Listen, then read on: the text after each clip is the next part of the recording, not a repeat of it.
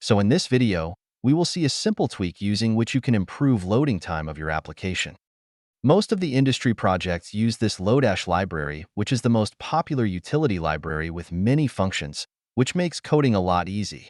It has methods like debounce, order by, and so on.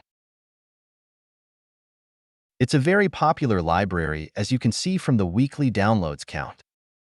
And to use this library, you just need to import the underscore from lodash, as you can see here. So let's see what's the issue while using this library, and we will see how to fix it. Let's use the isEmpty function from this library, which checks whether the provided value is empty or not. You can also check if the array or object is empty using this function. So I will import underscore from lodash. Now let's use the isEmpty function. Underscore dot is empty, and I will pass hello as the string value.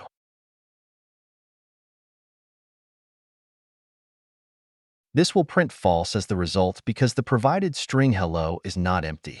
If I open console, you can see the result is false. And if I pass empty string, you will get true as the result.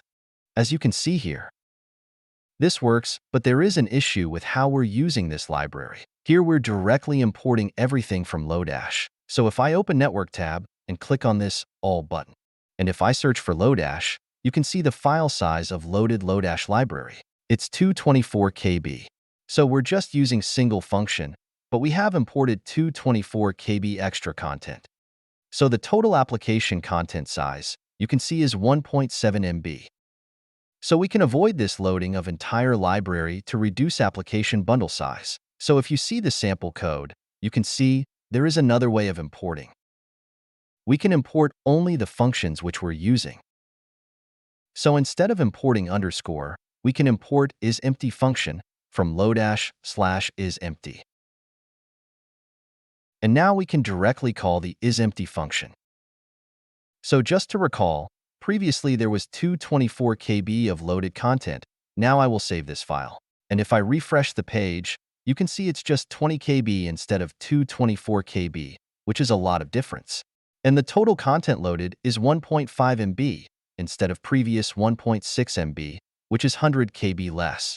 And if the application bundle size is less, your application will load faster. So with this simple change, we reduced application bundle size. So never import underscore from lodash. Instead, import individual function which you're actually using.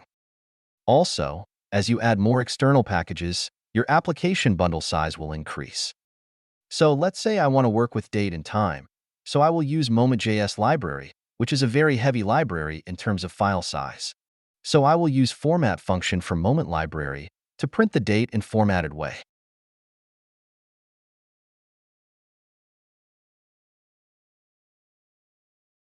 Let's say in DDMMYYY format. So if I check the console, you can see the date is correctly printed. And if you check the Network tab and filter by moment, you can see 123 KB of extra content is loaded. So as we add more libraries, the final application bundle size increases, so we should always try to use less external packages if possible. Also, note that Moment.js library is deprecated in 2020, so you should not use it for new applications. Instead, you should use Day.js library, which is just 2 KB in size. You can also use datefns library, which is also a popular alternative to Moment.js. If you check the Moment.js npm repository, you can see Moment.js is a legacy project and is in maintenance, so you should not use this library anymore. Also, there is a nice VS Code extension with name import cost, which will tell you the size of the imported library. And once you install it, you can see it automatically calculates the size of each imported library, as you can see here. So here we're directly using isEmpty function, so it's just 6.4 KB in size. But if I import everything from lodash, you can see that it's now 71 KB in size, which is a lot more from 6.4 KB. So whenever using lodash, always directly import the functions which you need, instead of importing the library itself.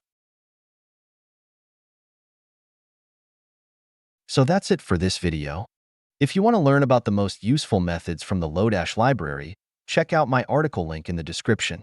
If you found this video useful, don't forget to like this video and subscribe to my YouTube channel.